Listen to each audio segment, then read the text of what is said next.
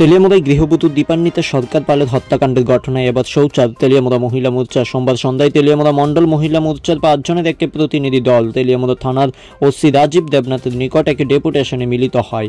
মূলত এই হত্যাকাণ্ডের পেছনে জড়িত অভিযুক্ত বাম নেতা তপন পাল এবং তার কন্যা মন্টি পালকে অতি দ্রুত গ্রেফতার করা তথা দীপান্বিতার স্বামী তন্ময় পাল, শ্বশুর তপন পাল এবং ননদ মন্টি পালকে কঠোর শাস্তির দাবি জানিয়ে এই দিনের এই ডেপুটেশন প্রদান করা হয়। এদিনের এই ডেপুটেশন প্রদানকালে উপস্থিত ছিলেন মহিলা মোর্চার নেত্রী শম্পা সাহা পাল, নন্দা পাল, নিশারানী সূত্রধর সহ অন্যান্যরা।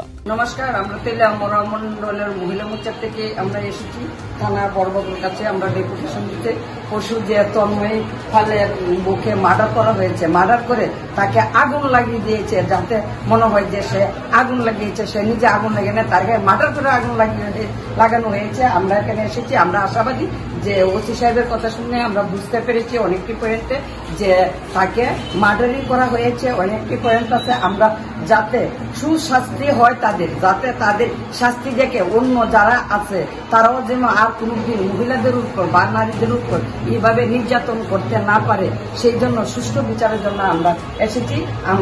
আমাদেরকে তারা মানে ওসি বাবু আমরা আশ্বাস দিয়েছে যে কিছু 24 ঘন্টা আমরা টাইম যেতে দিয়েছি, যাতে তপন পাল অথবা তপন পালের মেয়ে এবং মেয়ের জামাই অ্যারেস্ট হয়।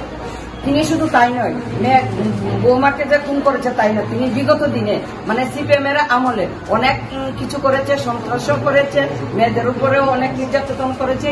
সাক্ষী স্বয়ং আমি আছি, আমিও তাদের সঙ্গে তখন আমি কাউন্সিলর ছিলাম 2005 থেকে 2010 পর্যন্ত।